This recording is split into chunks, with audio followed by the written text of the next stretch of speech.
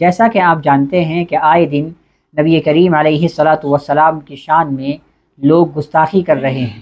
کوئی بھی انسان اپنی زبان سے نبی کریم علیہ الصلاۃ والسلام کی شان میں گستاخی کر دیتا ہے، اس کا کیا انجام ہوتا ہے؟ جتنے بھی دنیا کے اندر گستاخ آئے، کوئی بھی آپ کو ایسا نہیں ملے گا کہ جس کا انجام صحیح ہوا ہو۔ مرنے سے پہلے اللہ تبارک و تعالیٰ اس کو ایسا ذلیل کرتا ہے کہ آنے والے لوگوں کے لیے وہ عبرت کا نشان بن جاتا ہے۔ میں آپ کو دو ایسے واقعے سنانے جا رہا ہوں کہ جنہوں نے نبی کریم علیہ الصلاۃ والسلام کی شان میں گستاخی کی اور ان کا انجام کیا ہوا۔ پہلا واقعہ ابو لہب کا اور دوسرا واقعہ عتبہ کا۔ سب سے پہلے ہم ابو لہب کا واقعہ سنتے ہیں۔ یہ ابو لہب نبی کریم علیہ الصلاۃ والسلام کا حقیقی چچا ہے۔ جب آپ نے ایک مرتبہ کوہ صفا پر کھڑے ہو کر مشرکین مکہ کو جمع کیا اور توحید کی دعوت دی تو سب سے پہلے ابو لہب نے کہا تھا کہ اے محمد، نعوذ باللہ تیرا ناس ہو جائے، تو برباد ہو جائے، تو نے ہمیں اس لیے یہاں پر جمع کیا تھا۔ تو اللہ تبارک و تعالیٰ کو یہ جملہ اتنا نامناسب لگا کہ اللہ نے آیت نازل فرمائی اور فرمایا تبت یدا ابی لہب وتب، ابو لہب برباد ہو جائے اور اس کے دونوں ہاتھ ٹوٹ جائیں، ما اغنا عنہ مالہ وما کسب، نہ اس کا مال اس کے کام آئے گا نہ اس کی کمائی اس کے کام آئے گی، سیصلی نارا ذات لہب، عن قریب وہ ایک دہکتی ہوئی آگ میں ڈالا جائے گا۔ اس کا دنیاوی انجام کیا ہوا؟ روایت میں آتا ہے کہ ابو لہب کے ایک پھوڑا نکلا اور وہ پھوڑا پورے جسم کے اندر پھیلتا چلا گیا اور گوشت کٹ کٹ کر کے گرنے لگا، لوگ اس سے دور بھاگنے لگے، اس کے جسم کے اندر سے بدبو آنے لگی، اس کے بیٹوں نے اس کو چھوڑ دیا، لوگوں نے لعن طعن شروع کر دی تو گھروں سے نکال دیا اور وہ ایسے ہی مر گیا۔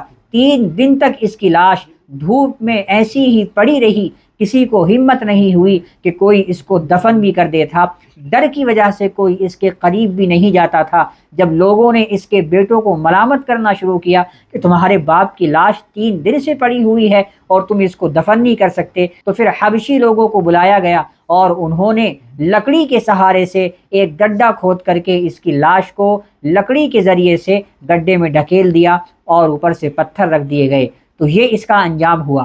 اسی طرح سے جو دوسرا واقعہ ہے جس نے نبی کریم علیہ الصلاۃ والسلام کی شان میں گستاخی کی، اس کا نام ہے عتبہ۔ یہ بھی ابو لہب کا بیٹا ہے، اس نے بھی نبی کریم علیہ الصلاۃ والسلام کی شان میں گستاخی کی، اس طرح سے کہ ایک مرتبہ یہ ملک شام کے سفر پر جا رہا تھا، تو جب سفر کی تیاری شروع ہو گئی تو اس نے کہا کہ میں ذرا نعوذ باللہ نبی کریم علیہ الصلاۃ والسلام کو گالیاں دے کر کے آ جاؤں، اب تو میں جا ہی رہا ہوں، ایک مرتبہ گالی دے کر کے آ جاؤں۔ چنانچہ آپ کے قریب گیا اور اتنا قریب ہو گیا جیسے کمان قریب ہوتی ہے، بالکل قریب ہو گیا اور گستاخانہ الفاظ کہے۔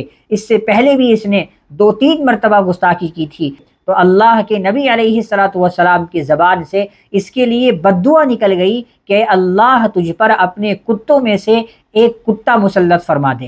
یہ بد دعا نبی کریم کی زبان سے نکلی۔ جب یہ وہاں سے واپس آیا تو ابو لہب کو سارا واقعہ سنایا۔ ابو لہب کو خدشہ ظاہر ہو گیا کہ نبی نے جس کے لیے بد دعا کی ہے اس کا تو انجام بہت برا ہوتا ہے، تو اس کو بڑی فکر لاحق ہوئی۔ ملک شام کا سفر ہوا، راستے میں ایک راہب کا گھر پڑتا تھا، وہاں پر انہوں نے ڈیرا ڈالا۔ راہب نے کہا کہ تم یہاں کیوں آئے ہو؟ یہاں پر تو بھیڑیوں کا ڈیرا ہے، یہاں بھیڑیے وغیرہ رات کو پھرتے ہیں۔ تو ابو لہب نے لوگوں کو جمع کیا اور کہا کہ دیکھو میں تو بوڑھا ہونے والا ہوں، تم میرے بیٹے کا جو ہے سہارا بنو اور میرے بیٹے کی تم جو ہے حفاظت کرنا اور تم نیچے سو جانا، میرے بیٹے کو اونچی جگہ پر سلانا۔ اب کیا ہوتا ہے واقعہ؟ اب آپ دیکھیں کہ جو لوگ گستاخی کرتے ہیں اس کے ساتھ کیا انجام ہوتا ہے۔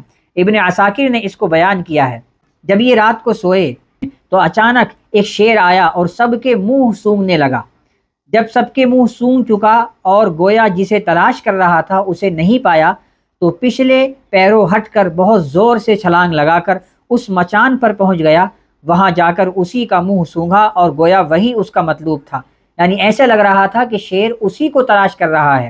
پھر اس نے اس کے پر خچے اڑا دیے، یعنی اس کو نوچ نوچ کر کھا گیا، اور یہ اس کا انجام ہوا۔ صبح ہوئی اور ابو لہب نے دیکھا تو ابو لہب نے کہا کہ مجھے پہلے ہی یقین تھا کہ محمد صلی اللہ علیہ وسلم کی بد دعا کے بعد یہ بچ نہیں سکتا۔ تو یہ انجام ہوتا ہے جو لوگ نبی کریم علیہ الصلاۃ والسلام کی شان میں گستاخی کرتے ہیں۔ ابو لہب کا بھی وہی انجام ہوا، اس کے بیٹے عتبہ کا بھی وہی انجام ہوا۔ تو جو بھی نبی کریم علیہ السلام کی شان میں گستاخی کرے گا تو وہ انجام اپنا جان لے، وہ دنیا کے اندر بھی ذلیل اور رسوا ہوگا، اور قیامت کے دن تو اس کا رسوا ہونا لازمی ہے۔ اللہ تبارک و تعالی ہمیں نبی کریم علیہ السلام سے محبت کرنے والا بنائیں۔ السلام علیکم ورحمۃ اللہ وبرکاتہ۔